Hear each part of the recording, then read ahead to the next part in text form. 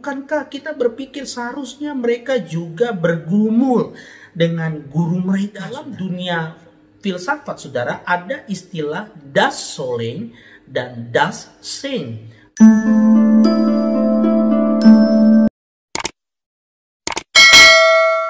Halo, ketemu lagi dengan saya, Pendeta Yohanes.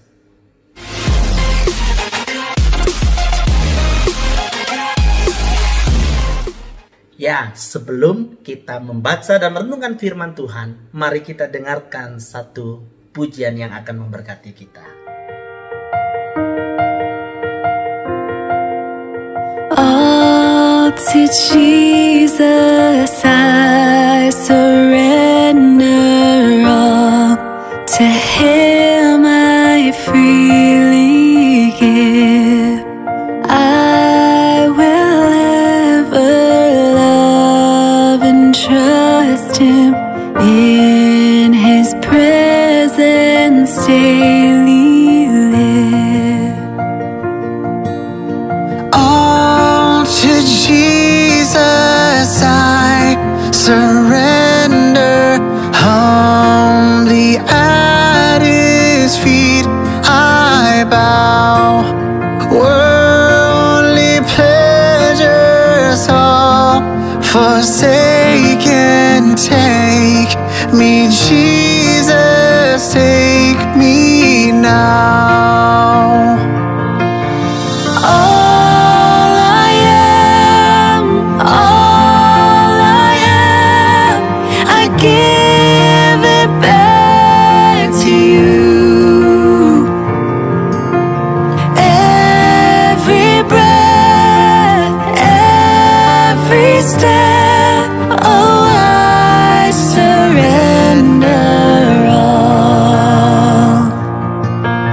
All to Jesus I surrender, make me Savior, wholly thine. Let me feel the Holy Spirit, truly know that thou art mine. All I am, I give it back to you. Every breath, every step, oh, I surrender all.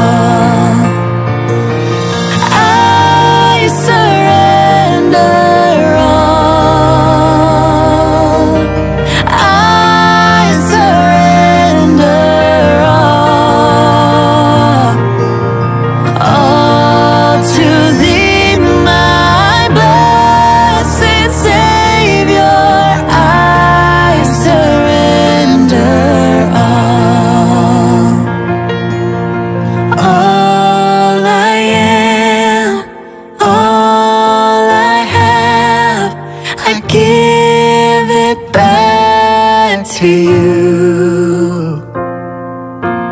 Every breath, every step, oh, I surrender all. Mari kita berdoa. Bapa kami dalam surga, terus tuntun langkah kami Tuhan di tengah-tengah dunia ini. Karena kami sadar betul Tuhan bahwa sesungguhnya kami manusia yang lemah. Kami manusia yang seringkali berpikir pragmatis. Dan seringkali Tuhan kami tidak memikirkan apa yang seharusnya menjadi kehendak Tuhan untuk kami lakukan dalam hidup kami. Mohon pimpinan-Mu, mohon terang daripada Allah Roh Kudus menerangi hati pikiran kami pada waktu kami membaca dan merenungkan firman-Mu.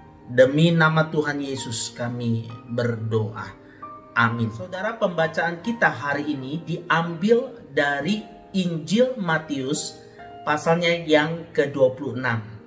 Masih di dalam perikop di Taman Getsemani. Kita akan membaca ayatnya yang ke-40 sampai dengan ayatnya ke-41. Demikian firman Tuhan. Setelah itu ia kembali kepada murid-muridnya itu dan mendapati mereka sedang tidur. Dan ia berkata kepada Petrus, "Tidakkah kamu sanggup berjaga-jaga 1 jam dengan aku? Berjaga-jagalah dan berdoalah, supaya kamu jangan jatuh ke dalam pencobaan.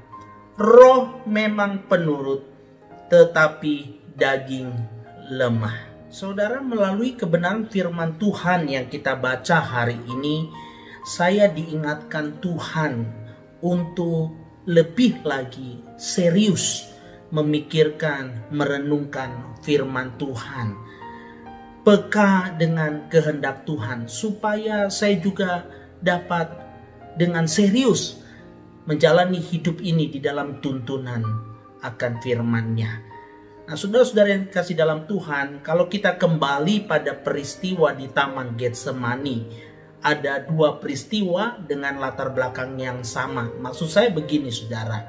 Yesus dan murid-muridnya sama-sama mengetahui bahwa Yesus akan ditangkap, menderita aniaya, dan disalibkan. Tapi saudara, kita lihat 2 respon yang berbeda. Yesus tahu dan dia bergumul, saudara. Di Taman Getsemani dia berdoa kepada Tuhan. Dia menyampaikan apa yang menjadi pergumulannya. Tetapi murid-murid tidak, saudara.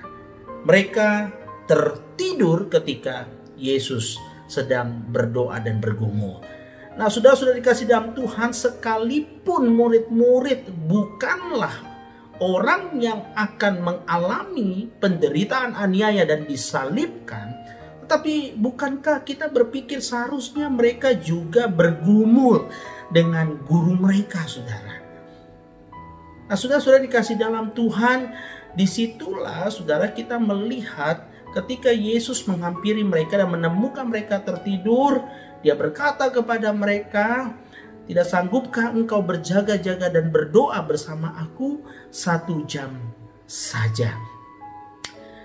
Nah, saudara, di dalam dunia filsafat, saudara, ada istilah das Sollen dan das Sein. Das Sollen itu bicara tentang apa yang seharusnya, saudara. Dan das Sein berbicara tentang realita. Nah, saudara, waktu kita menjalani hidup ini, kita tahu ada hal-hal yang seharusnya kita lakukan, saudara. Dan kita juga menyadari ada hal-hal yang seharusnya kita lakukan, tetapi saudara kita tidak mampu melakukannya. Nah, saudara, perkataan Yesus ini sebenarnya seperti demikianlah yang dia maksudkan kepada murid-muridnya, saudara. Jadi Yesus bukan marah, saudara. Yesus tahu mereka tidak mampu untuk hidup di dalam apa yang mereka ketahui sebagai yang seharusnya, saudara. Nah, saudara, di sini saya merenungkan, saudara. Banyak hal dalam hidup ini saya tahu yang seharusnya, tetapi saya tidak mampu untuk melakukannya. Sekalipun bahkan saya mau, saudara. Dan saya terus berulang gagal dan gagal lagi. Situ, saudara, saya kemudian belajar untuk menentukan pilihan. Pada akhirnya saya mau praktis, pragmatis, ya sudah, karena susah saya tidak mau lakukan. Atau sebaliknya, saya akan terus berjuang, saya akan terus berusaha karena itu yang seharusnya. Nah, saudara, di sini lewat firman Tuhan saya diingatkan, ketika saya ikut Tuhan, sudahkah yang pertama saya serius memikirkan apa yang seharusnya saya kerjakan sebagai perintah Tuhan, sebagai kehendak Tuhan. Dan yang kedua, sudah sungguh-sungguhkah juga saya melakukannya dalam kehidupan saya. Sekali lagi saya diingatkan, saudara, seperti yang Calvin istilahkan tentang sense of divinity, kepekaan ilahi. Ketika seseorang ditebus, diselamatkan, dipulihkan relasinya dengan Allah, saudara, kepekaan itu harus menjadi semakin nyata, saudara. Semakin ada di dalam diri orang tersebut. Saya diingatkan oleh Tuhan, saudara, lewat bagian firman Tuhan ini. Yohanes, di dalam banyak hal engkau banyak berpikir praktis, pragmatis.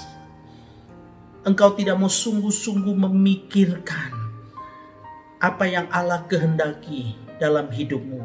Baik di dalam perananmu sebagai papa, sebagai suami, sebagai hamba Tuhan, sebagai bagian daripada masyarakat ini, bagian daripada gereja.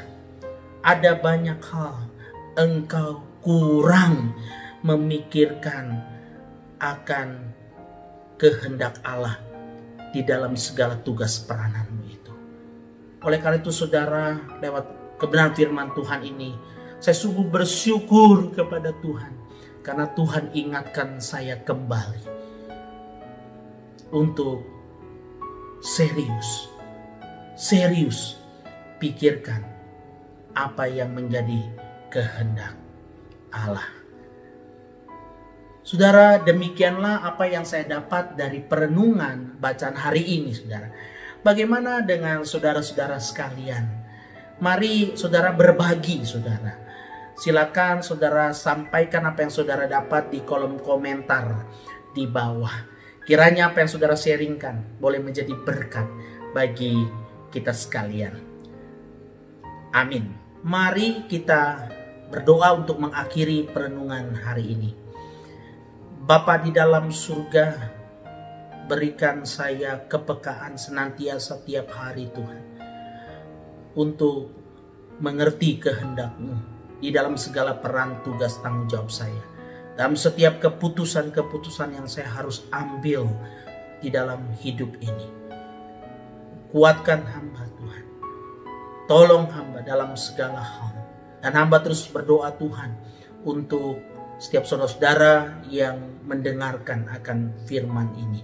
Kiranya Tuhan berkati dalam kehidupan mereka, baik usaha pekerjaan, keluarga, rumah tangga, ataupun di dalam segala aktivitas mereka yang mereka kerjakan. Ada pimpinan Tuhan, ada berkat Tuhan menyertai. Demi nama Yesus, kami berdoa bersyukur. Amin.